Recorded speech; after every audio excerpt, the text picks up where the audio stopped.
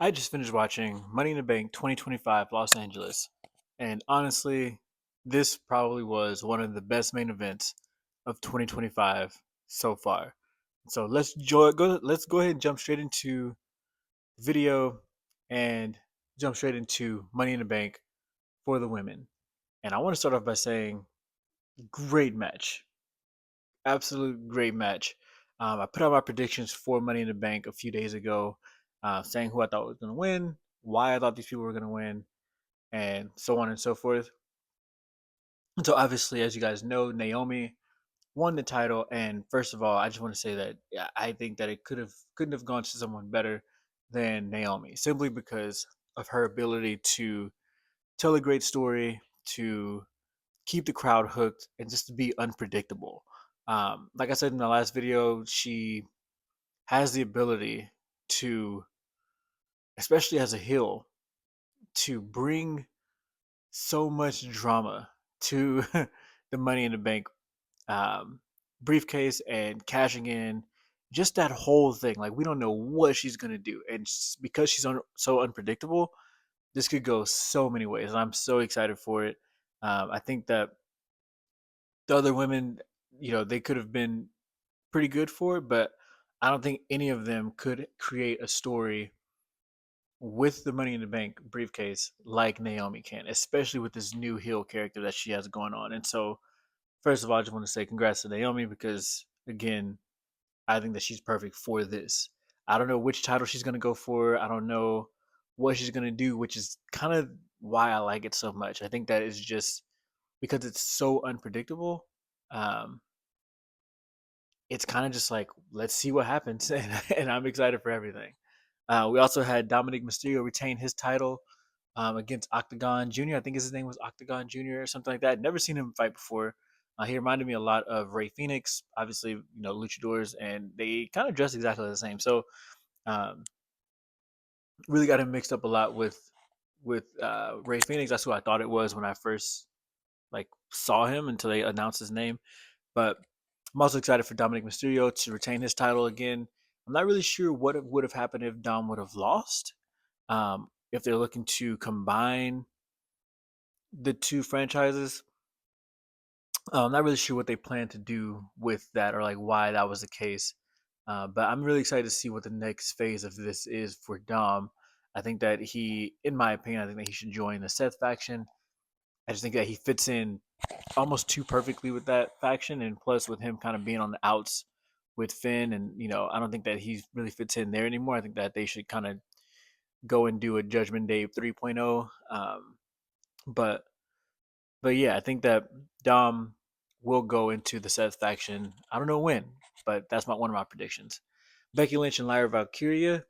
Becky took the dub, and I think that honestly, I didn't really like the ending. I thought the ending could have been better. I thought the ending was pretty random. I don't think that it was. I think that I don't know. It just didn't seem like closure for me. I think that she should have won.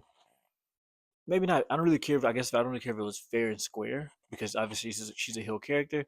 I just wish it had more of a resolution. It just kind of it just kind of ended. Like I was actually looking at my phone when it ended, and I was like, "Whoa, that was weird." Um, and so I think that was I don't know. I just think they could have done a lot better with the ending on that one. Maybe they're running out of time. I don't really know, but that's my real and really my only one complaint for that match was just I thought the ending could have been a lot better. Now, what happens to Lyra coming out of here? Does she go back down to NXT? Does she turn heel? Does she? I don't know. I think that Becky Lynch did a good job of boosting her popularity, but overall, I don't really see. I can't really tell if Lyra can hold her on. Well, hold her on, hold her own, um, coming out of this. And so I'm not really sure. Comment down below what you think is going to happen to Lyra. Ooh, keep burping. I had a soda earlier. Um, what is going to happen to Lyra coming out of this? 6 man Money in the Bank. This match was it was really good. I did feel like there was a phase, a part of it that kind of felt like it was just a little bit too orchestrated. If I'm honest with you, um, but I did appreciate the.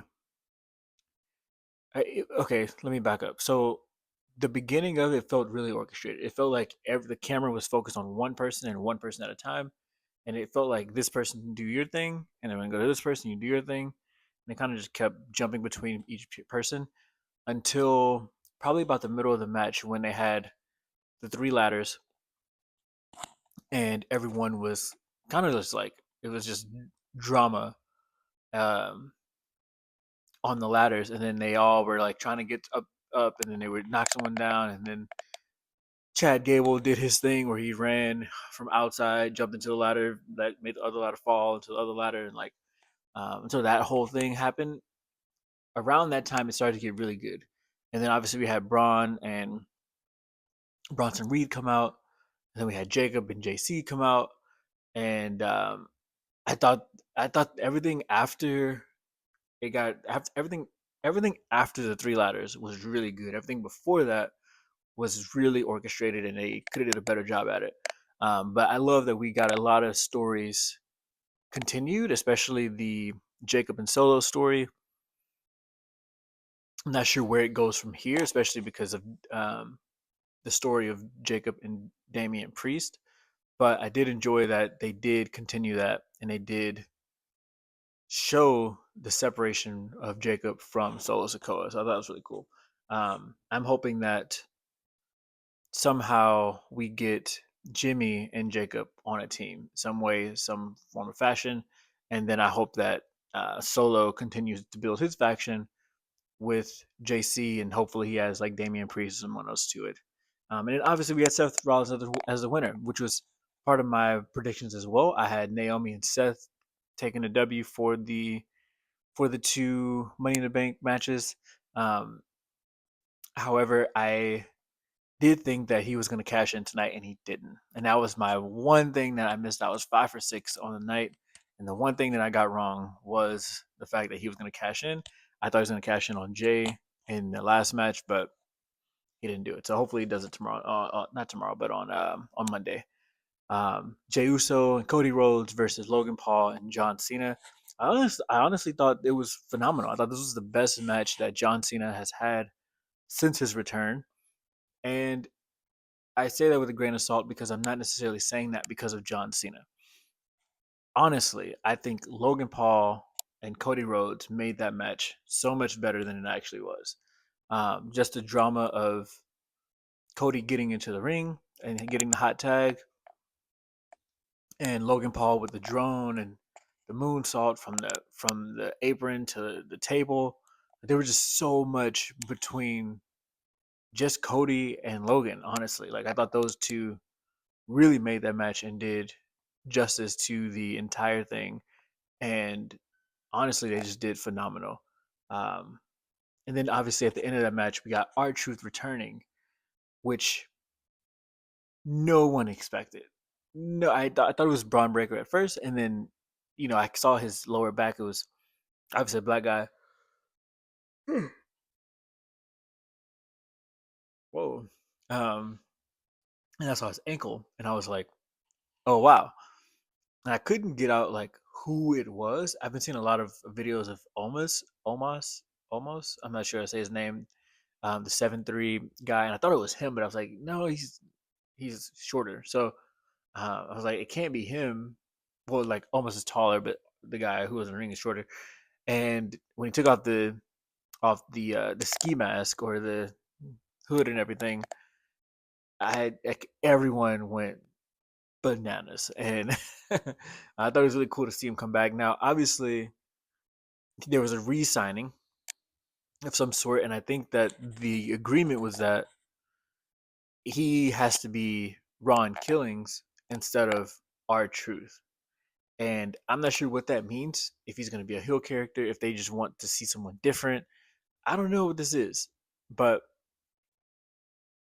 Ron Killing seems a little bit different than R-Truth, and I'm looking forward to seeing what this actually means. And so, Money in the Bank as a whole, again, it was great. It was honestly, I don't really have many complaints. I'm not gonna give it a 10 out of 10, but I will give it a 9.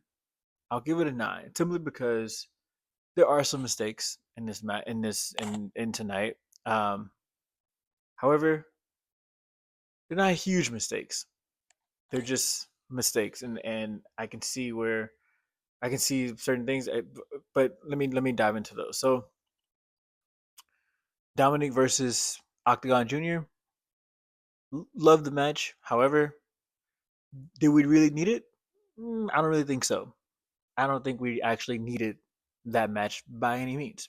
I think it was cool because worlds collide. All everything's in the same weekend. Whatever, whatever. But do we need it? No, not really.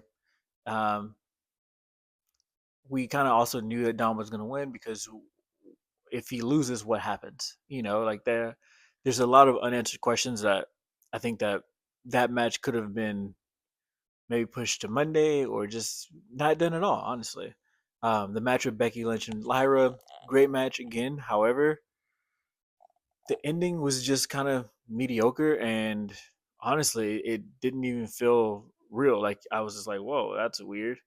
Um, and also, there's just was that the end of the story, or does it keep going? I don't know.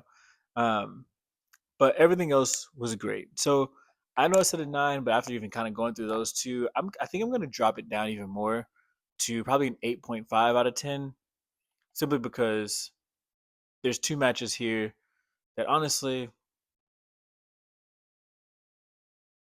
they kind of one was they both were really good. One we didn't even need, and the other just the ending was pretty trash in my opinion. But other than that, great night. I'm excited to see what happens on Monday Night Raw here in a few days. But yeah, 8.5 out of 10. So that's my review for Money in the Bank 2025 in Los Angeles. Peace.